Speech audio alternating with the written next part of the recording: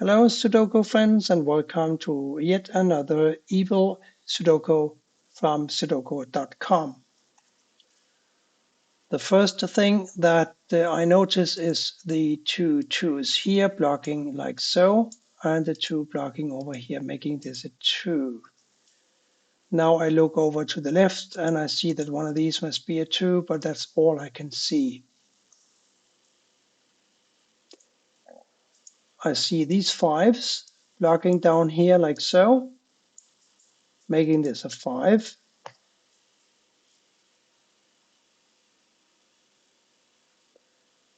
Now I'm looking at the 9 here. It needs to go here or here.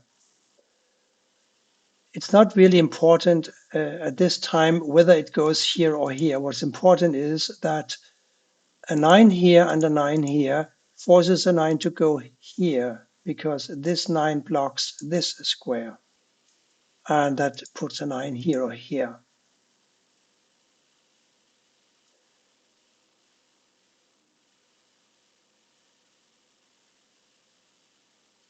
I also see the 1 coming down blocking here, and that means that one of these must be a 1. And therefore this must be a 1 or this must be a 1. But there is a 1 in the row already, so the 1 is forced to go into this square. Now I usually try to look at the 3 remaining squares. They have to be a 7, a 3, and a 9. There's a 7 and a 3 in the row. That makes this a 9. And these now have to be a 3 and a 7. So as soon as I know that this has to be a 7 or a 3, I automatically begin thinking about what these other squares might be. And I see the 2. The 2 is blocking here. This is a 7 or a 3, therefore it cannot be a 2, and therefore one of these 2 squares must be a 2. Which one isn't important right now? Well, what's important is that since we have a 2 blocking here, and these 2's blocking here, and this 2 blocking here, this is now a 2. And we can do the same little neat trick in this box 5. This is a 7 or a 3, so what must these be, or what can they be? If not a 7, 3, they have to be a 4 or a 6. This 4 blocks here, this 4 blocks here, making this a 4. And now one of these must be a 6, of course, because we have a 6 blocking all the way down here, and we have the 6 blocking up here. So we know that one of these must be a 6. We also know that this one here cannot be a 3 or a 7, which are the other 2 digits missing from this box 5. So in actual fact, this is a 6. So I'm more or less done with whatever I can deduct from this center shoot. Now I'm looking at the 2 ones here, and I'm looking over here to see where can I place a 1 in row 3. The 1 here blocks this square, making this a 1. Now I'm looking down, and I'm looking up, and I'm looking over, and I'm seeing that the 1 must go here. And these 2 squares now are candidates for a 1. Having done a little work in the middle of this grid, I'm going back here to make sure that I didn't forget anything. This is a 7, 3, and therefore the other digits still have to be a 2 and an 8. We know that a 2 must go here or here, so, and this cannot be a 7, so it's got to be a 3 or an 8. And now, because I'm contemplating an 8 for this square, I'm looking downwards to see if there is anything that can help me, and there is.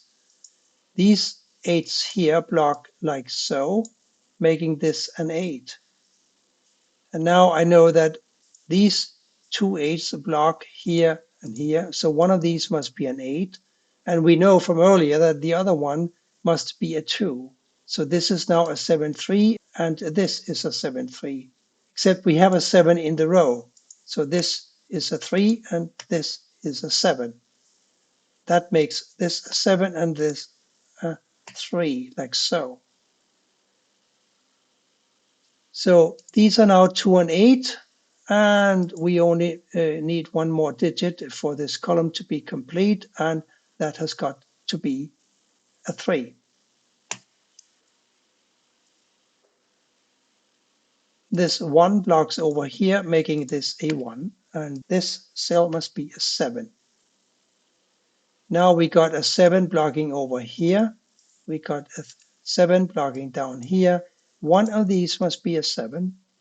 And we also have a 7 here blocking up. These 7s here block up. These two 7s block like this. Therefore, this square must be a 7. I still can't do much about the 6, 8, and 9 here. Yes, I can. There's an 8 and a 9 here blocking this square. Therefore, this must be an 8 or a 9, and this must be an 8 or a 9, making this a 6. And that makes one of these a 6. I still haven't completed all 9 digits yet for any digit, but I have a feeling that it is about to happen pretty soon because I've filled in so many squares already. Yes, we got a 1 and a 1 here blocking like this. One of these must be a 1.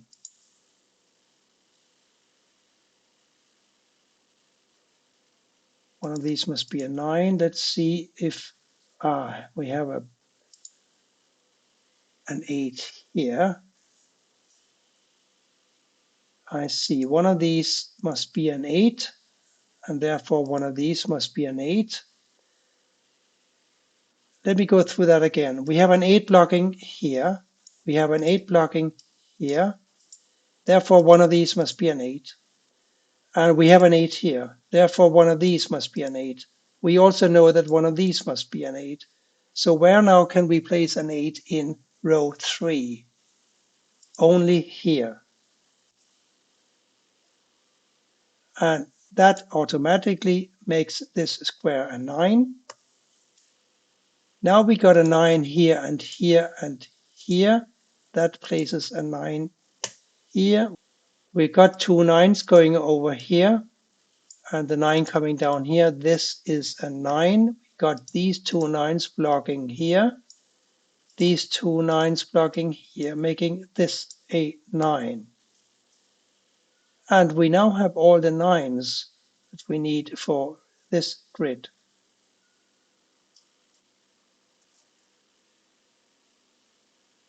3, 4, 6, 8 for these squares. We've got a 6 and a 4 here. So these are 6 and 4s, and these are 3 and 8.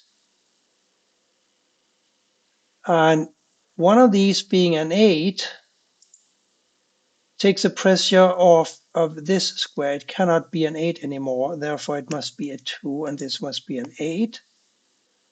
And again, a 3 and an 8 here. That makes this square a 5.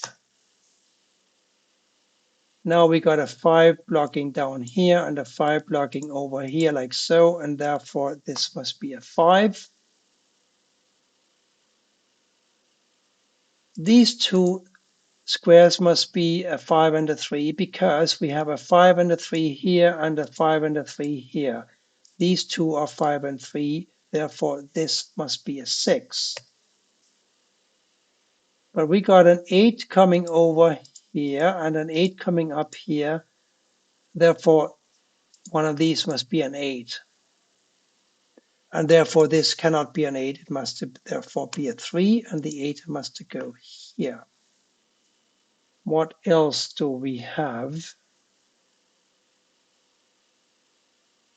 I said that these were 5 and a 3, making these a 4, 6, and an 8. So we have a 6 in this row, making this a 6, and this is now a 4 and an 8, except the 8 blocks here. So this is a 4 and this is the 8.